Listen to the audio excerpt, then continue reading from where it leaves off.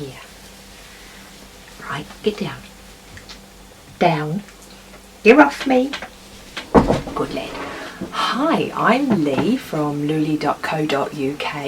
I'm on Instagram as Instamatic Louleigh, and I'm on Ravelry as Louleigh, and I have a little bag shop on Etsy called Shop Louleigh. And this is a knitting podcast. Welcome. I just wanted to sneak this in before I head off to work this morning because I go to Shetland. Well, not really tomorrow. I go on Saturday. We fly out on Saturday. But I'm going to catch up with my Shetland attending chums tomorrow so that we're ready to set off bright and early in the morning on Saturday. So that's really exciting. But there were some things that I wanted to show you before we go.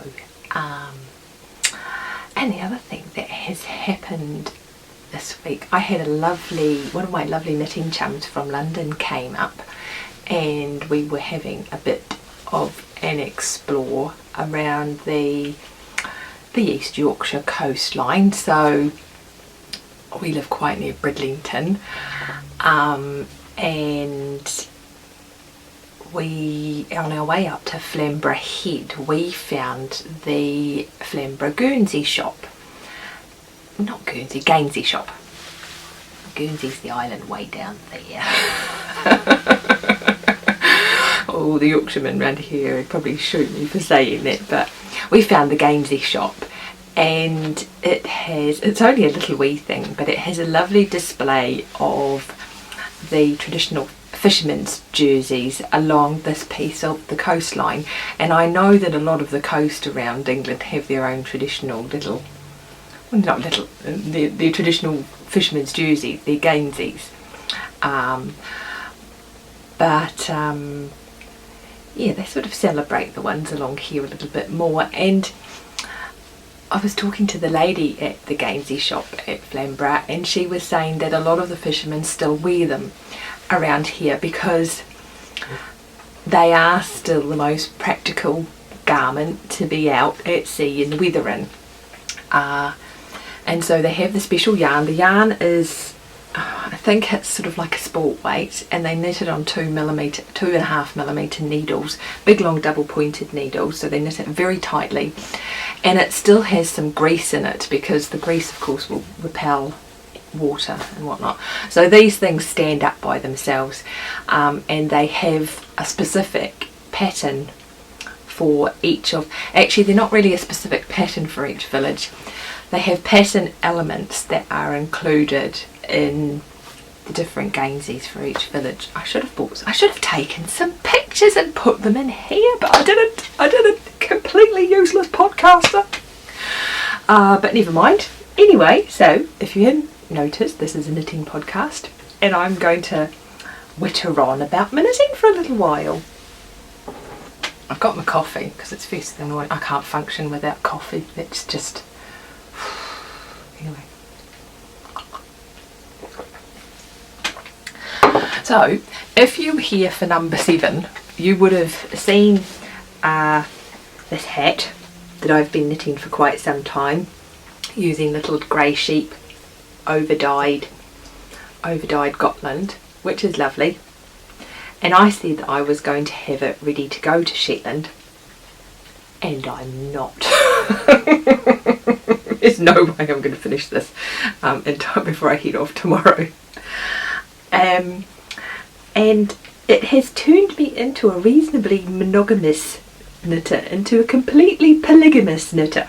So there's all sorts of things being started.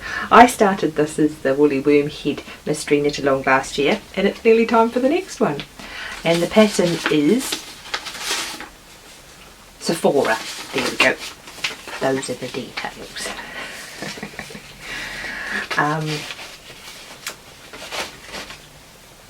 Yeah, so usually what I do, I might have usually about 3 things on the go, but I tend to pick one up and just knit on it until it's finished, or knit on it until I come to some significant point. I don't go round, I wouldn't pick up a different thing every day and usually if I sit down of an evening I'll stick with the project for the whole evening. So I consider myself a relatively monogamous knitter, and I think it's just a combination of the fineness of the yarn and the dark colour and the reverse stocking stitch that has turned me into a polygamous knitter.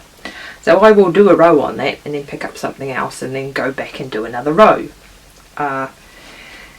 And I had been also working on my enchanted mesa jumper and finishing off all sorts of things, and of course I had that rule where if I got to a cast off on something, then I could do the next section of my enchanted mesa, and I was doing quite well at that. And then this week I've just decided to cast on all the things, and I'm only going to show you, well, I've cast on 2 things, but I've swatched for several others. So anyway, my knitting style has been changed. And I'm not monogamous anymore. So there you go. Okay, so that's the woolly wormhead hat. So what have I been doing?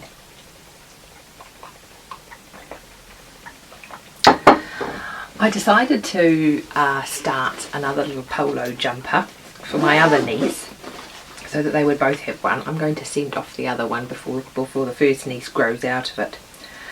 So really that's just in its beginning phases. I've got the little collar there, and just working my way down the shoulders. I don't know if you can see, that's kind of how it knits up there. You probably can't see it all, it probably just looks like a wodge of knitting, but anyway, that is the little polo. I think this one will still be a cardie. It depends how I go for yarn. I'm not sure how the size of this is going to come out, because this is kind of more of a sport weight than... I'm using this lovely green stuff that I found at work, and it is... I never know how to pronounce this. Araucania, and it's Ranco Multi, and I'm knitting it on 325mm needles, which is not really a DK. I forget what it says on Ravelry that it is. So I think it might turn out a bit smaller than I anticipate. Anyway, so I've cast it on. I've got plenty of yarn, I think, so I shall see how I go with that one. Let me zip this back in. I'm not good with zip bags. I have this one that I made a while ago, a box bag, and I keep catching my yarn in it. And this is why I make drawstring bags. I overstuff them, that's why. That's the problem. I don't use a bag that's big enough. So there you go. And the other thing, I did show you at the beginning, you would have seen in Finishing Glory that I have finished my minion socks. These are made out of opal hundertwasser. I can't remember the colour, but I shall put it in my Witterings list if you're interested, and it'll be on Ravelry as well. You'll be able to see it there if you want to, but there'll be a link in the Witterings list. And I used this, don't know if you can see it there, I used this, actually I'll turn the sock around on the blocker and you might see it better. Can I turn the sock around on the blocker? Just so you can see this toe construction, it's kind of a sideways one. You put the increases in the middle here, up the centre of the toe. I haven't worn these yet, so I can't report on how comfortable that is. But anyway, I didn't purposely keep them new to wear to Shetland, but it seemed quite auspicious to take new socks to Shetland. So hopefully I'll be able to report back on how comfortable that toe is. It looks interesting, it looks nice and round there. I did discover though, I think I said last time, that you can't put the decreases right in the very centre, because otherwise you do end up with a point. You do actually need to leave a gap there so that it is nice and rounded. The heel's not very exciting, that's just a normal square heel. You've seen one of those from me before. But yes, so I'm excited to try those ones out. With these socks though, I tried some new to me needles. You might have tried these already. Because my boss down at the yarn shop swears by them. She really likes these needles. They're square. These are Knit Pro cubics.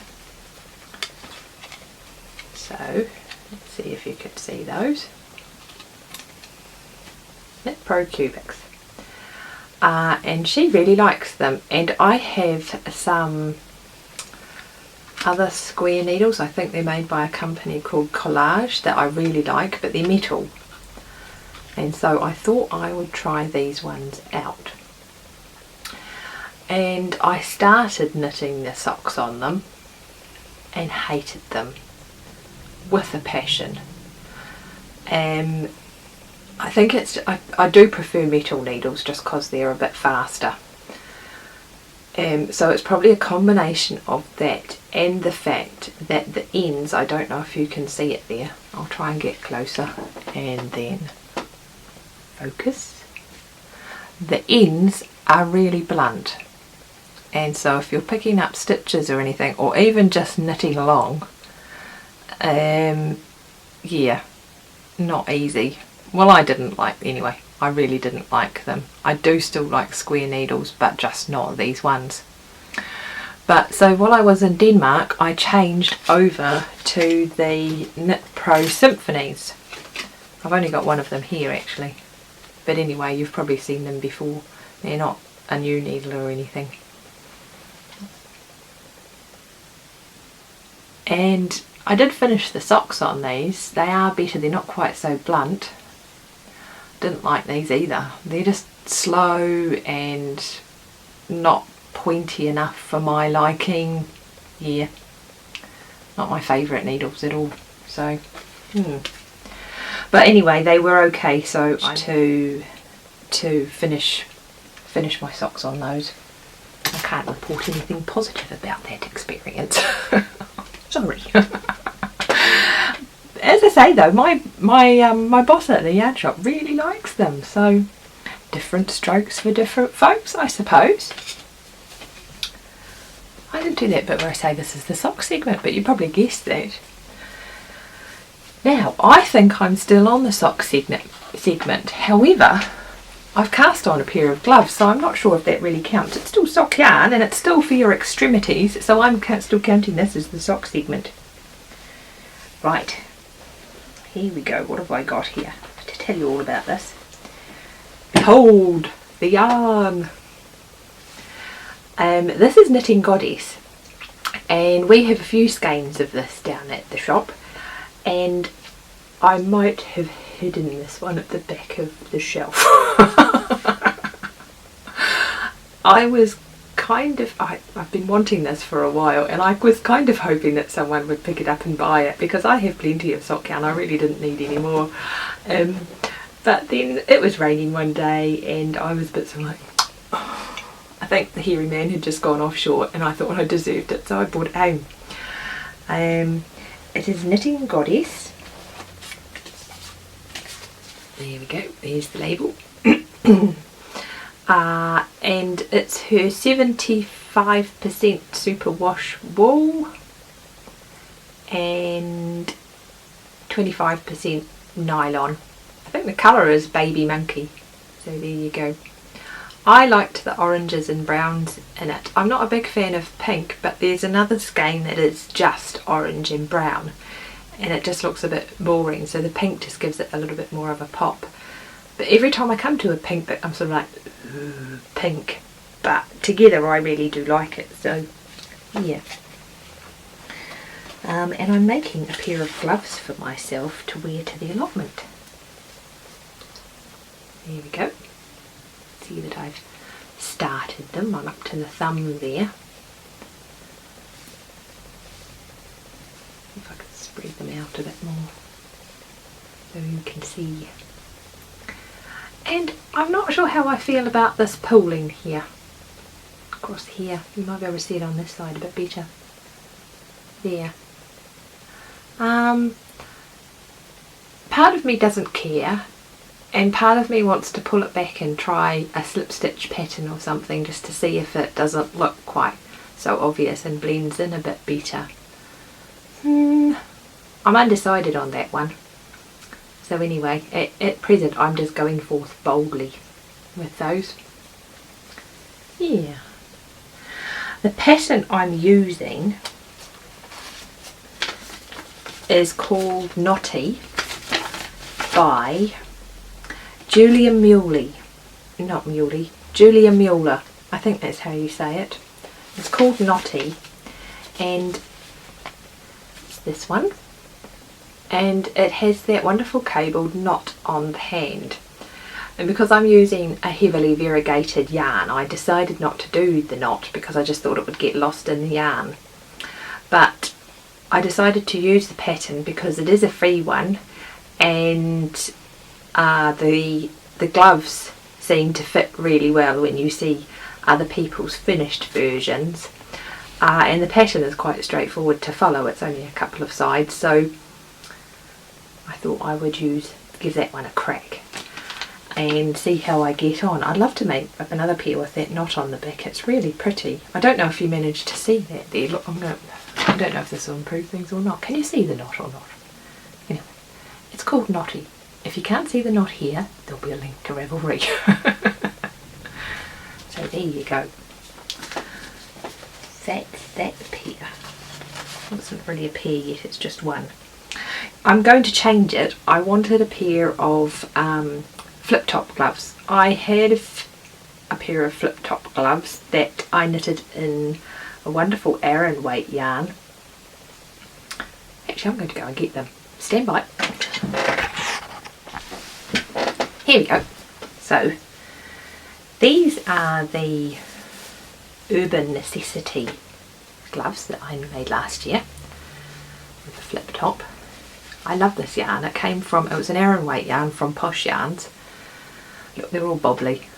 See, if I'd thought about this in advance, I would have debobbled them. But I wear these a lot because I can free my fingers. Free the fingers. But they're just a little bit bulky for just shoving in your pocket. So I thought what I really needed was a 4-ply pair. And so that's what I'm aiming for with these new gloves. There's a pair that I can just tuck in my pocket quite easily, but still have the flip top because they're rather handy when you're poking about at the allotment or in the garden and that sort of thing, or even just dog walking when you have to fish a bag out of your pocket. No. He keeps wanting to come up. That's Bobby. Actually, do you want to see him? There you go. Say hello to the little... Oh boy, there you go. Right, get down. Down. Good lad. Okay, got that. Gloves are in my Owlie bag.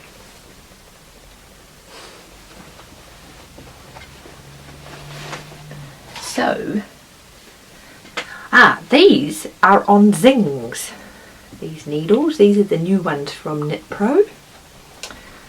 A little card, I'll get them out. And I wasn't really sure what to expect from these.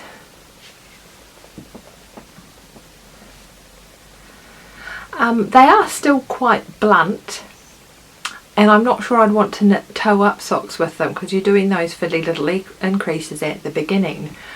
But they're okay, yeah, I don't mind them, and for these they seem alright so far, so yeah, not too bad.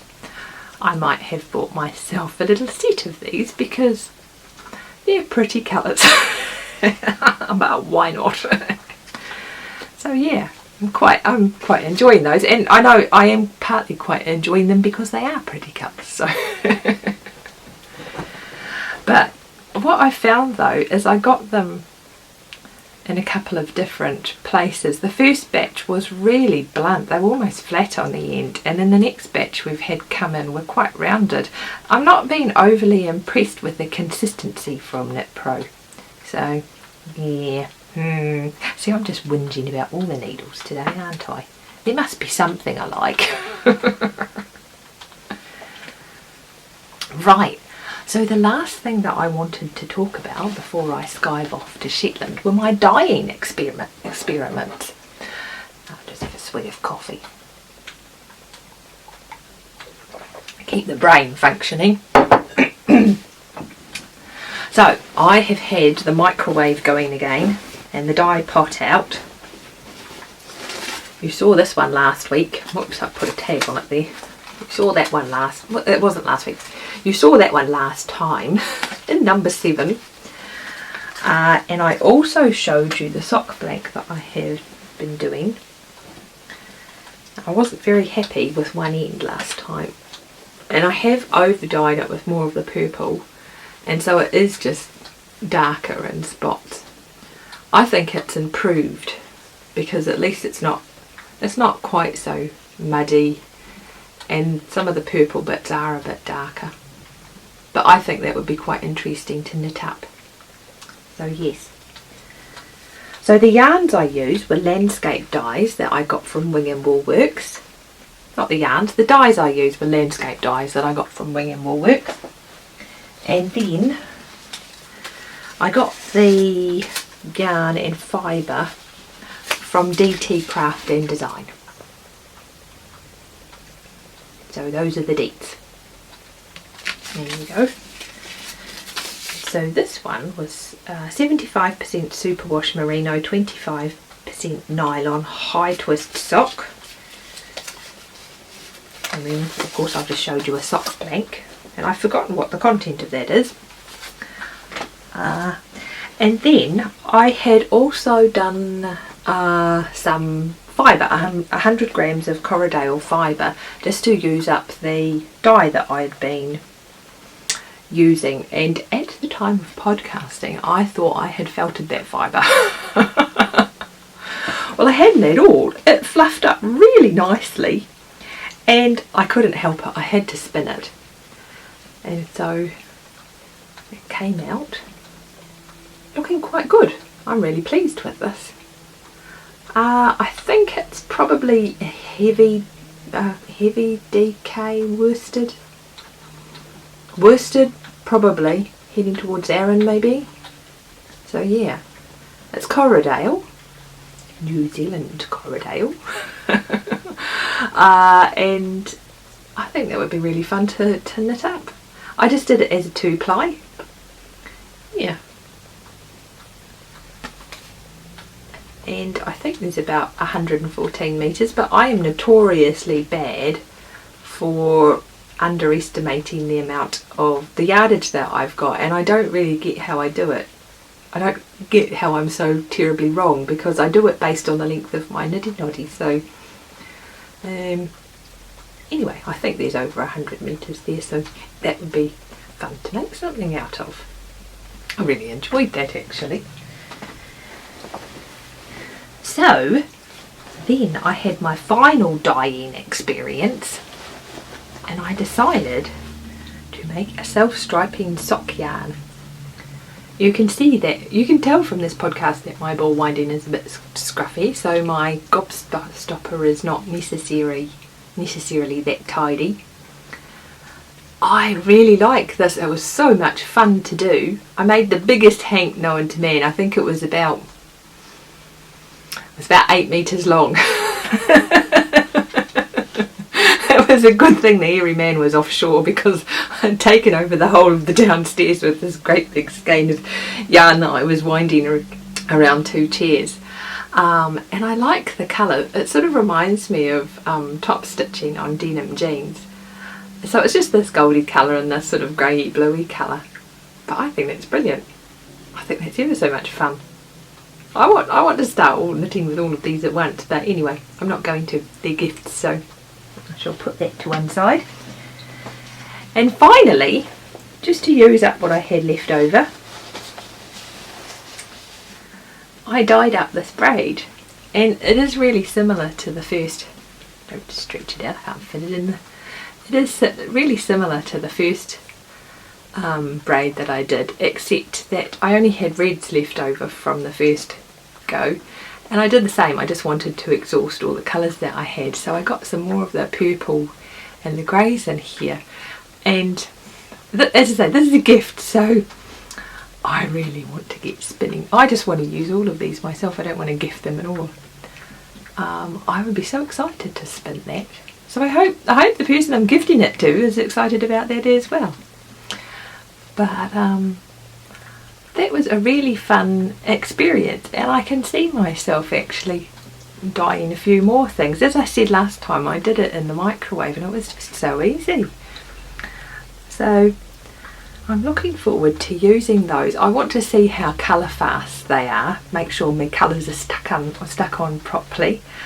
And then before I have another go, I don't know if I'd use the same dyes. They're an all-in-one dye, so you don't need to palaver about with salt or vinegar or anything like that. It all comes in the pot and you just mix it up with water and off you go, so that makes it easy as well.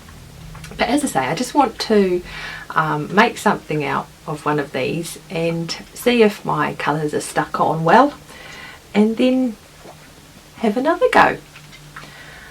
Yeah, so those are my dyeing experiments. And I have come to the end of the things I had to talk about today. So it's been lovely to chat to you. Did I even welcome you here properly? I meant to say welcome to the factory and all that sort of business, but anyway. At the end I'm going to put in a little slideshow of the bags that I've got in the shop at the moment. So if you want to see, then you can stick around and watch that. If you haven't come over and introduced yourself in the Ravelry group, then please do. That would be so much fun. It's always really interesting to see what you're working on, and just to find out who's watching. So I hope you all have a great weekend, and I shall see you after I get back from Shetland. Cheerio!